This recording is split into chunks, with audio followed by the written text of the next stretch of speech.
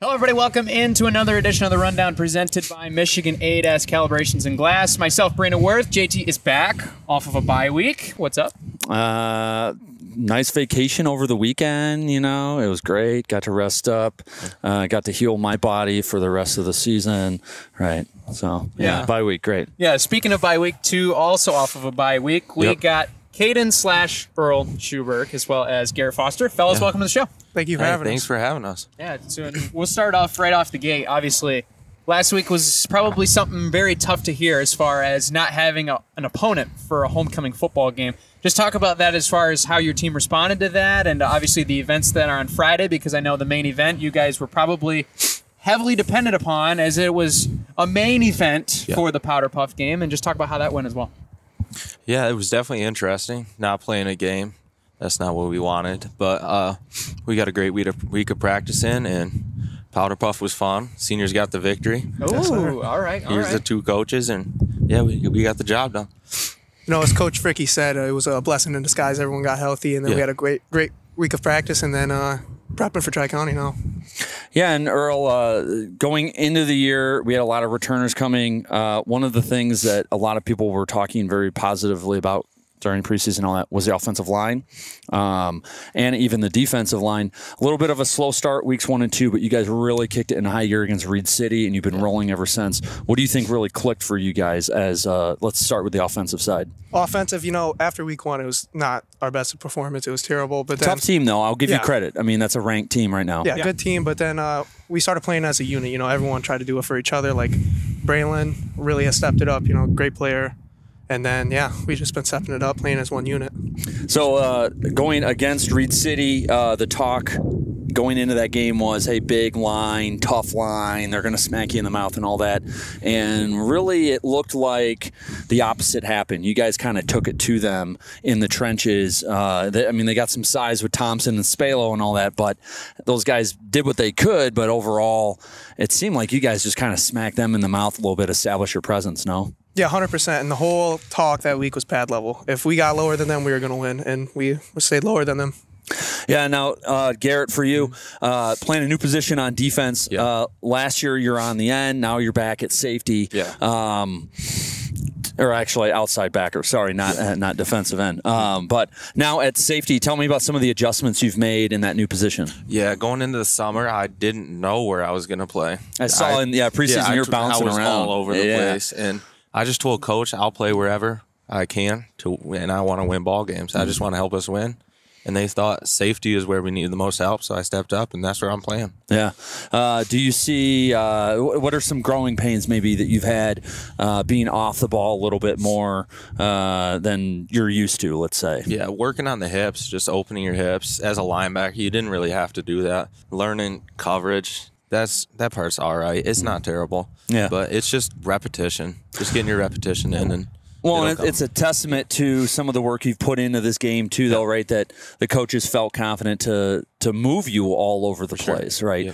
Is that where you're staying, or is there any talk of you maybe floating to another position? I'll probably stay at safety. I think that's the plan, but, we have a couple packages where I step up at middle backer-ish, a third middle backer, but other than that, safety pretty much. A little bit of a hybrid. Yeah. And now offensively, you're also a man that does it all offensively, right? You have one of my favorite things, that Wildcat you guys run where you just take the direct snap. But you're able to come out of the backfield as a running back.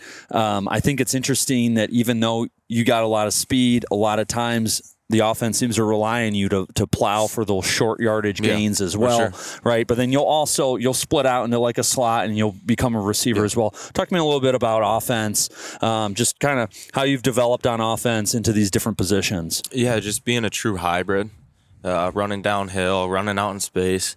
I haven't got to show my receiving ability, I would say, as much this year as the last couple of years. But we know what you can do. It's there, for sure. Yeah. Don't sleep on it. Yeah. For sure. All right, so we got Tri-County this week. You guys going down there, it's always tough to win at that field. Garret, you made a comment that if it rains at all like it did this morning, that field is really tough to play on. Yeah, but going into this Friday, seeing what Tri-County is capable of, what you guys are capable of coming off a week of rest, how do you feel about Friday? Let's start with you, Garret. Oh, we feel amazing right now. We're confident. in our abilities. We're the team being hunted right now, and we just got to stay on top, do our job, and get the victory, move on. And Earl, you made a remark walking in here that today was one of your guys' best practices of the season, so you guys are feeling really good coming into Friday. Yeah, 100%. We had a great day of practice, great day yesterday. It's been good. Anything in particular that you guys are, we'll give away some secrets maybe, but anything in particular you guys are making adjustments for going against the Vikings in a couple days? I would say our up-tempo offense, we're trying to show that more. We had a drive at the end of the half against Reed City where 2-minute, we were not ready for that. And so we're trying to work on that and throwing the ball around more, I would say. Yeah, trying to spread it out and show we know we can run the ball.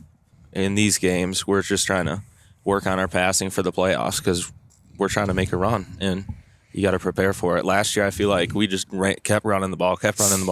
We got to the playoffs, and that Spring Lake game, it took a little bit to get going. But we got there. Yeah.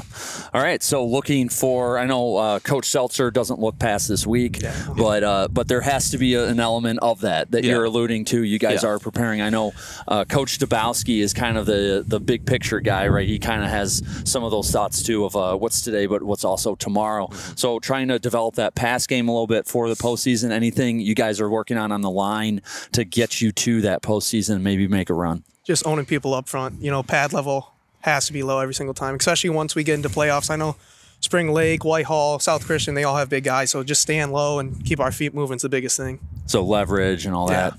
Yeah. Brandon, anything you got? I mean, I don't want to leave you out. Of course. I mean, you guys look so good against Reed City back in week 3. So, I mean, you look at Chip Hills, obviously a team that's still trying to really get some momentum going. They got their first win, so we'll see what they have in mind here upcoming this next week. But when it comes to, for you guys, I'll leave with this. When it comes to the morale and culture change, looking from obviously your guys' early years, right? You were making some noise. Consistency wasn't quite there. Yeah. Then obviously last year you guys really bust through the jar, blow the top off, the roof's gone, and you see the success there. How did that really equate over into this preseason and camp where it was really a different mode? You guys knew this is where we can get to again, and now that you actually do it, what's the next thing moving forward for your team? Yeah, I would say for sure. We've always been known as the soft team, and the last year we made that change, more physical. We showed in the Reed City game last year and again this year. And we're just trying to continue that, keep being physical and playing as a physical team, Yeah, as Coach Seltzer says, our motto's out hit everybody. So, takes no effort, no skill to hit. Out hit a team. No effort, no skill. Absolutely. Well, you guys will be in action. Reed City will also be in action coming off of a really big win there in week 5 against a good football team in Nuevo, right? That's a team that everyone's been watching this year, a team that has won 4 games going into week 5. Obviously, they got their first loss last week, but we saw Jack Deitch really have a big game. We saw Caiden Kopic, who's a freshman, who's really stepping up. He's starting to be a guy in that backfield that's a feature guy. The defense really stepping up in the second half, and that's a team you guys are going to be playing, I believe, in week 7. Yes. Obviously, you'll have them on the radar after this week, but when it comes to really looking forward to this game in particular with Tri-County, what's something that stands out for you guys? They have a couple injuries which are hurting them, but they're still great. They're a good team. They're a good team, and they're dangerous. They can throw the ball around. They can run the ball. They're decent up front, so we just got to do our job. Yeah, for O-line perspective, it's just same thing I've been saying, just owning the line of scrimmage, pushing people back, and then when we pass block and no holdings, let Cole do what he can do.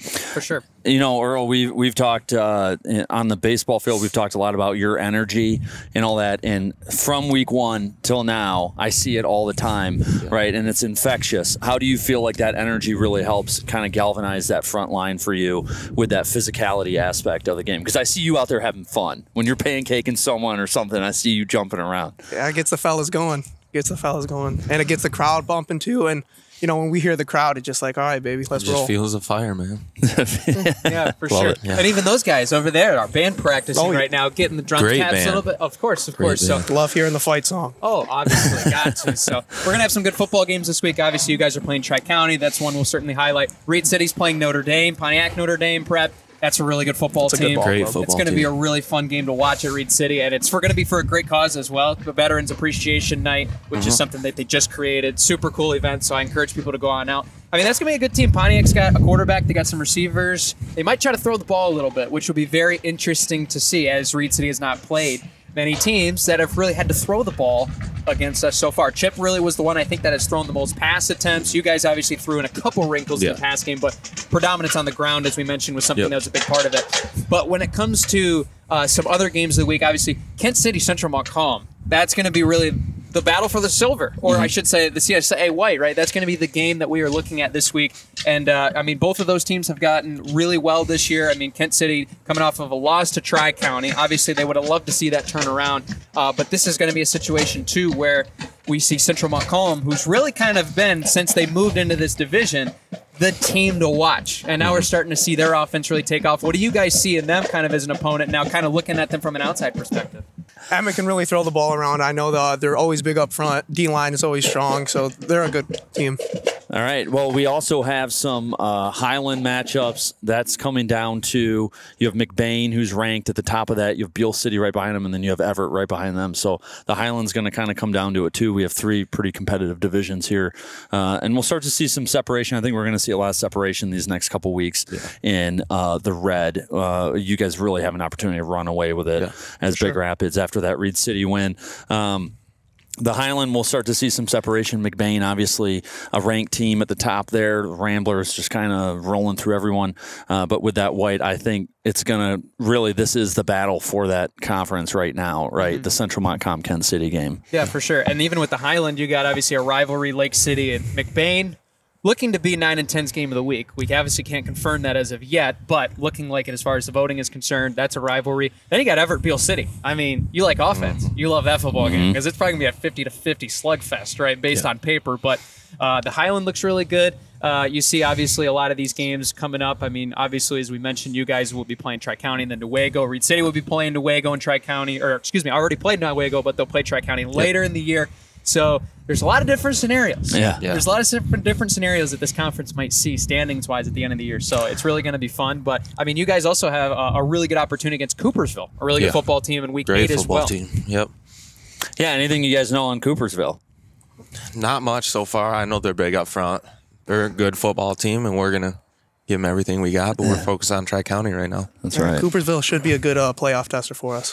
For sure, yeah. That's why they're there at Week 8. So if you guys have, we've done this a few times where we speculate on the playoffs, right, and looking at playoff points and stuff like that. And I think that Coach Seltzer did a good job of building your guys' schedule now that the 2 divisions broke up so that you can play tougher teams, right? That Week 1 against Pawpaw, getting them back, playing Coopersville, right? Teams like that will really help because we were looking at Reed City today, and even if Reed City just totally biffed the whole year and lost against Kingsley, lost against Maple City, and all that, you would still get in. They would still get in, and they would actually still most likely even host because of how playoff points are on those lower divisions in particular. But when you guys are looking at the playoffs, the question always seems to be, are we going to bump you north or are we going to take you down to the Lakeshore? Sure. I don't think it's realistic that you guys will go the way of like Portland and kind of the east of GR, which sometimes they float. But would you guys rather try to have a northern, which would most likely be Escanaba and Freeland involved in that, or would you rather go back to that Lakeshore and try to square off with some of those teams? We'll play anybody. I don't care. Yeah, it don't Give matter, us anybody. I feel like playing up north would be fun. It would be fun fun in the snow, baby. The snow. Go all the way up there. At this point, though, at this junction in the season, I would say you guys would most likely host Escanaba. So whatever that would look like. But Freeland, a strong team, right? Yeah. We'll have to see what happens there. But so if you had your one wish, Garrett, of who you could play round 1 of the playoffs, who would it be? Whitehall again. Whitehall again. Whitehall again. I like it. Roll it back. What about you, Earl? Yeah, probably Whitehall. Yeah, they got us in the spring, so you got to get them back. Yeah, of course. I think right now, as of projections from what me and JT have gathered, some other sources have gathered, you guys would be squaring off against Ludington, which is a very interesting matchup for a team that will play Tri-County later on in the year. Reed City, I believe, right now is looking at Standish Sterling. Obviously, it's Week 5. Yeah. We're speculating, but speculation. I mean, those 2 football games would be very fun to watch. Yeah. So it'll be very interesting. But obviously, there's going to be a lot of time to tell. We'll leave off with this. What is the number one thing that you guys want to improve upon over the next 4 weeks going into the postseason? For that time when you get to postseason football, you're at the top of your game. No matter where you play. What are those things that you want to improve on as a team? Like I said earlier, our pass game. Showing our pass game, executing in our pass game, catching the ball. We had a couple drops in the Pawpaw game which bit us in the butt. So we need to catch the ball. Yeah, I think we need to work on opening up the passing game for Cole and also giving him more time up front as a unit. So pass blocking. Yeah. What to you? What's the difference? What's the challenge between run blocking and pass blocking? Well, you got to be passive. Well, you don't got to be passive, but you got to let them come to you. You know what I mean? It's way different than going and just smashing them in the face every time. And if we give Cole time, he can really ball out. So we need to give it to him. All right, for sure. What about the defensive side of the ball for you guys? Defensive side of the ball. I would say we played hard in the red zone this year. I would say Paw, we were a little soft. But Reed City, we showed that we can hit people in the mouth if we have to. So just stopping the run, keep doing what we're doing. Yeah, and D-line get a couple sacks. Yeah, we need to get a couple sacks. Get a couple sacks. Yeah. I don't think we've seen like hardly any sacks this year. Yeah. No, like, but we've been playing a bunch of teams. A lot of stats. Yeah, that's the thing. I think when I looked at the stats, it's like 85% of the plays against you guys have been on the ground, though. Yeah. They're not throwing it a whole lot. So pretty much the same here too. So yeah, not a whole lot of air attack. The sacks will come, the sellies will come, and football is going to be fun. So thank you guys so much for joining us, fellas. We appreciate your time. We wish you the best of luck on Friday. You can catch these guys, Big Country 100.9 with Jay Teasy over there in Howard City at Tri-County. You can catch myself, Mark Holcomb, as well as Jason, of course, as well. Me and Mark will be at Reed City for Pontiac Notre Dame coming to town. How that trip was put together, I have no idea, but it's going to be a whale of a football game. Be sure to subscribe to Big Rapids Daily News, and you won't miss out on any episodes of The Rundown with any of our featured guests, and we'll get to playoff speculation here more and more as we get closer and closer. I got spreadsheets, man. He's got lots of spreadsheets. Yeah. I have spreadsheets. Scenarios. Well, I had to map mine out. I actually hand drew our maps here today, so I'm more old school guy. But we'll have it all for you. Be sure to subscribe. Big thanks to Michigan ADAS. And until next week, this has been an edition of The Rundown. So we'll see you later, everybody.